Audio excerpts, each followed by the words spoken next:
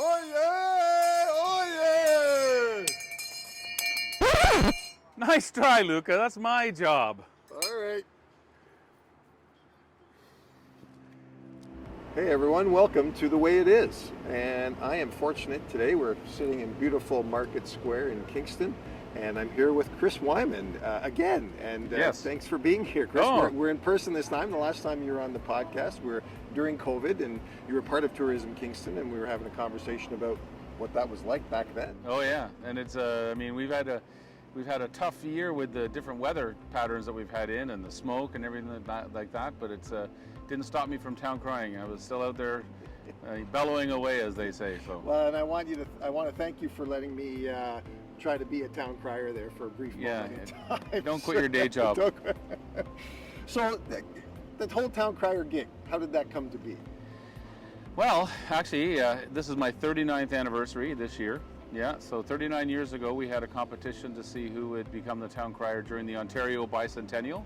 Wow. Which was a big event going on in 1984. And during that event, the Downtown Business Association organized a town crier competition for Kingston to get a town crier.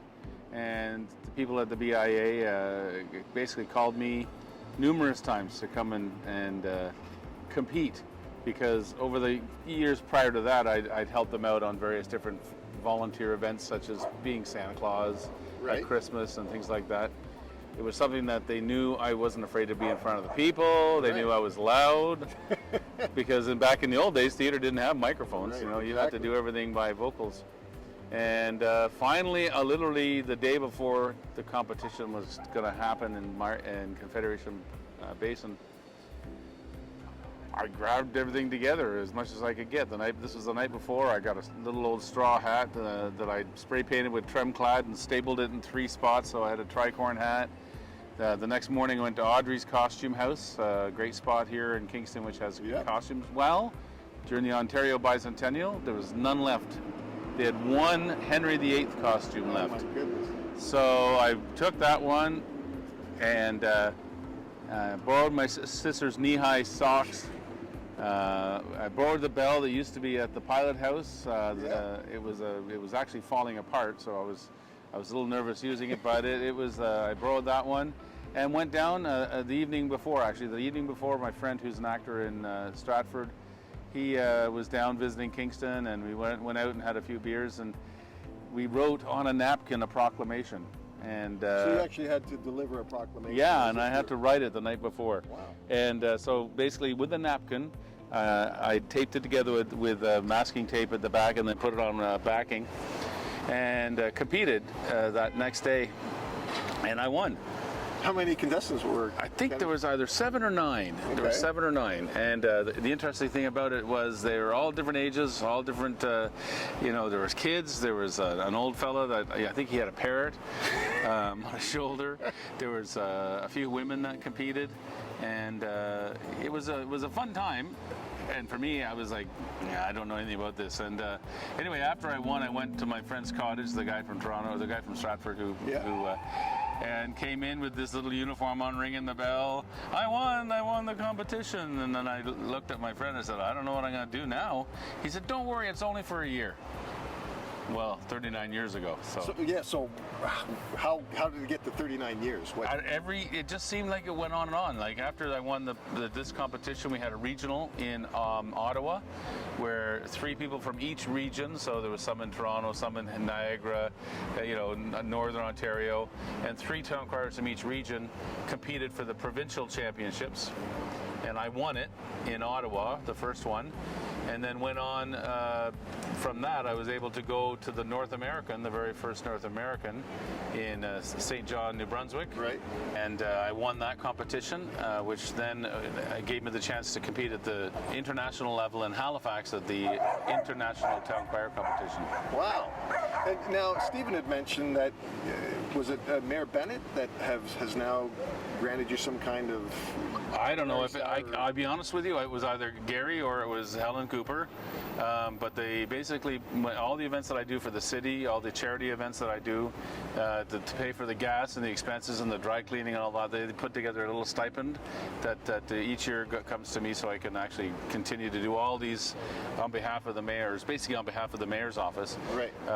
These proclamations for the city of Kingston. So it's been very handy. It's very small, but it's enough to pay for gas and dry cleaning and all that sort of stuff. So. And where's the uniform come from? Is that something? The uniform is actually made here locally. It's made here just up on Princess Street. Andre the tailor, he does all the uniforms for the military. Okay. So he makes my uniforms there, and this one, as you noticed, is in a little disrepair. So it's not that it's been beat up. It's just that it's been worn so many times. Prior to COVID, I was doing over 225, 250 events a year. Wow. And so nowadays, I'm trying to do as many as I can for myself, like birthdays, anniversaries, weddings. So that's something you do privately? Yeah, just hire a crier, have Bell will yell, that sort of thing. So so I do as many of those as I can do. I just literally, on behalf of the city, went to Sackett's Harbor last weekend for the Can-Am Festival, which is the 51st one, and I've been doing it ever since the 41st one or 40th one. They asked me to come down and represent Canada in the parade and officially open their festival, and so that was a lot of fun, and it was a good promotion for the city of Kingston. It seems like I did see a few Canadians in the crowd. Yeah. But we could sure use some more coming down, and we sort of tried to do a link here in Kingston at one time with a festival here and a festival there, but it didn't seem to work out because we're so big and they're not so big down there. It's a small little community, but they really enjoy our presence. The people there are very hospitable to the Canadians that come down there. I mean, in years gone by, they would do Canadian at par or that sort of thing with the money, and but otherwise it's not very expensive to visit there. So so I did that on the weekend. I've got events coming up throughout I've got a sailing event coming up. I've got some big charity runs. I've got a big golf tournament that I open every year, which is the one at Cataraqui for the Rose of Hope tournament. So I'll be doing that one.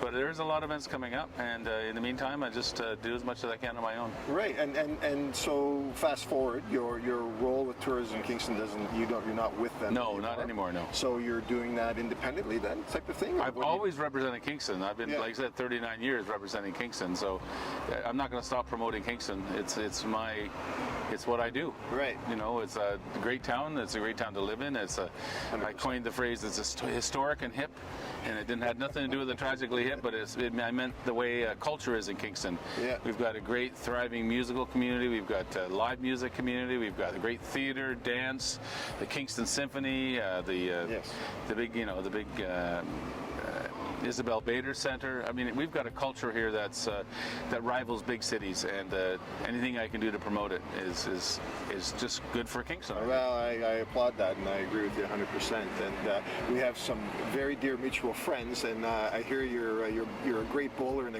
becoming a good pickleball player as well. Yeah, that's hence the tan, but not from bowling. But I'm an okay bowler. I went downhill near the end, but the pickleball is definitely something I'm enjoying. It's extremely strenuous. It's not like people say, and it's funny, they say, oh, that's an old people sport. Well, it's not. I mean, my nephew plays it, and he's 40, and there's a lot of other people in their 40s that are playing it. So